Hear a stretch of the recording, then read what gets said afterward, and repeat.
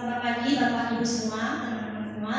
Yang mana pagi ini sudah meluangkan waktunya untuk bersama-sama dengan saya sendiri, Gusti Ayu Pusmayati, akan memberikan pengemasan berbagi praktek baik untuk melengkapi aksi nyata saya di Kurikulum Merdeka Belajar.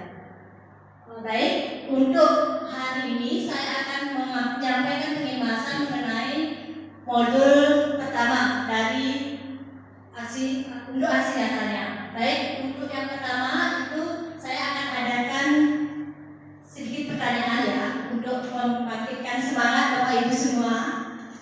Untuk itu pertanyaannya adalah mengapa kurikulum harus berubah?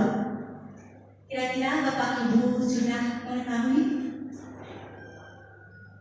Adakah yang mau?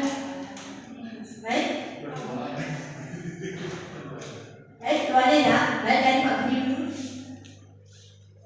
Baik, terima kasih Ibu atas pertanyaannya yang akan saya berikan pendapat. Mengapa kurikulum kita harus berubah?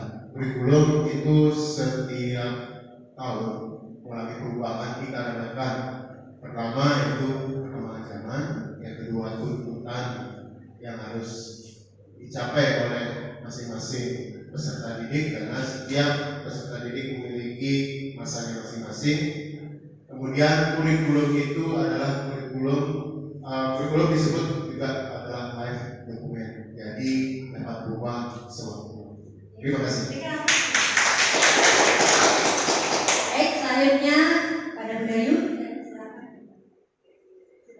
Teman-teman semua, untuk menjawab pertanyaan mengapa kurikulum harus berubah, jawaban saya tidak jauh berbeda dengan tadi. Jadi kurikulum itu harus berubah sebagai jawaban dari perkembangan zaman. Karena kurikulum merupakan jantungnya sekolah sebagai pusat pedoman daripada penyelenggaraan pendidikan di sekolah tersebut. Terima kasih. Baik, terima kasih kepada Pak Budi dan Bu Dayu atas jawabannya, semuanya benar ya.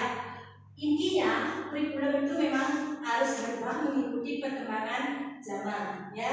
Baik, saya akan berikan sedikit penjelasannya mengenai apa itu kurikulum.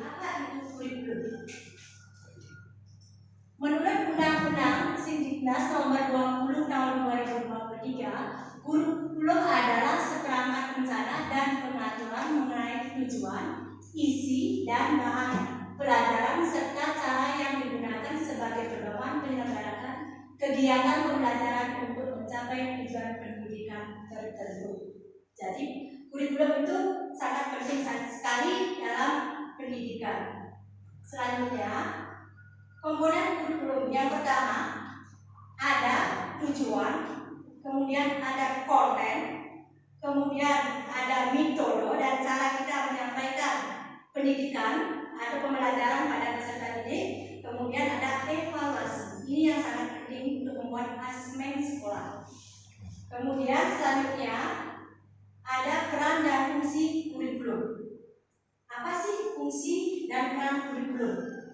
Yaitu yang pertama, kurikulum berperan sebagai pedoman dan acuan guru dalam kegiatan pembelajaran. Jadi kurikulum itu sangat penting sekali sebagai acuan kita untuk bisa memberikan pembelajaran yang tepat kepada peserta didik. Selanjutnya, berdasarkan hal tersebut, maka kurikulum dapat dimaknai sebagai yang pertama, mewariskan nilai dan budaya masyarakat yang relevan dengan masa kini, mengembangkan sesuatu yang dibutuhkan saat ini dan masa depan. Ya. Kemudian, menilai dan memilih sesuatu yang relevan sebagai kontrol sosial. Sementara itu, fungsi kurikulum bagi guru adalah untuk memahami proses pembelajaran bagi peserta didik atau pendidik sendiri. Selanjutnya, alasan mengapa kurikulum harus berubah. Jadi, alasannya yang pertama, kurikulum yang baik adalah kurikulum yang sesuai dengan perkembangan zaman. Jadi, kurikulum itu harus mampu mengikuti perkembangan dan perubahan zaman. Kemudian yang kedua, kurikulum bersifat dinamis dan terus dikembangkan atau diadaptasi sesuai konteks dan karakteristik murid demi membangun kompetensi sesuai dengan kebutuhan peserta didik. Kemudian yang ketiga, ketika merancang kurikulum harus menempatkan kebutuhan pendapat, pengalaman, dan hasil belajar. Selanjutnya, untuk menghadapi perubahan kurikulum, pendidik diharapkan dapat memahami dan mempelajari tujuan dari kurikulum. Pendidik harus terus belajar, memfasilitasi pembelajaran yang sesuai dengan perkembangan dan kebutuhan muridnya, agar tujuan pendidikan dapat tercapai dan dapat mewujudkan studi studi. Ya. Selanjutnya, kurikulum itu harus sesuai dengan kodrat zaman. Ya, di sana ada kodrat. Apa aja ada yang tahu Bapak Ibu? Sesuai dengan kodrat zaman. Bapak Ibu, mungkin itu yang dapat saya sampaikan pada kesempatan pagi hari ini. Selanjutnya saya minta refleksi dari Bapak Ibu mengenai pembahasan yang saya telah berikan. Nanti Bapak Ibu bisa langsung mengisi refleksinya lewat Google Form yang saya sebarkan kepada Bapak Ibu semuanya. Mungkin sekian yang dapat saya sampaikan. Saya tutup dengan terima kasih.